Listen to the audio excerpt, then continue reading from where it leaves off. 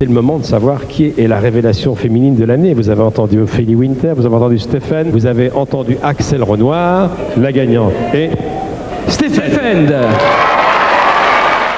Cette séquence a fait un tel scandale qu'elle a poussé à l'éviction d'un des créateurs historiques des victoires de la musique. Le 12 février 1996 se tient la 11e cérémonie des victoires. On fête les 10 ans de la cérémonie et France 2 a fait les choses en grand en réussissant à faire venir Ray Charles et Tina Turner pour chanter sur la scène du Palais des Congrès.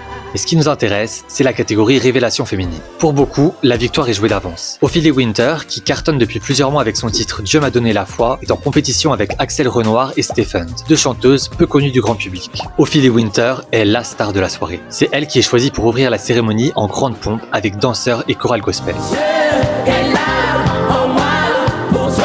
Stéphane, elle, ne passe que plus tard dans la nuit. Comme elle n'a pas encore de hit à son actif, elle chante sur scène une reprise de Queen qu'elle adapte en français dans une prestation très habitée. À ce moment-là, personne ne s'attend à ce qu'elle remporte le prix. Et pourtant, c'est bien son nom qui est dans l'enveloppe. Ophélie Winter repart les mains vides. Et vous avez trouvé ça très injuste? En fait, c'était Stéphane. Son titre, personne même moi, à l'époque, qui écoutais beaucoup de la radio et tout, j'ai jamais entendu. Et donc voilà, c'était une arnaque. On se demande alors qui est Stéphane. La presse rapporte qu'elle a sorti un premier album un an plus tôt, vendu à moins de 1000 exemplaires, et que l'échec de l'album l'aurait même conduite à se faire renvoyer par son label.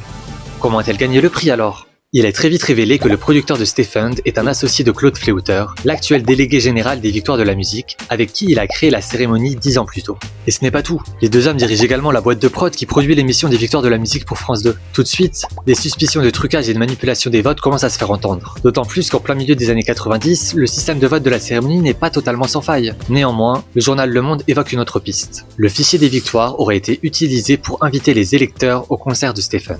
Ce que Claude Fleuter reconnaît plus ou moins, déclarant à Libération « Il n'y a eu ni fraude ni manipulation, simplement une campagne promotionnelle qui a dû influencer les choses, et voilà tout ».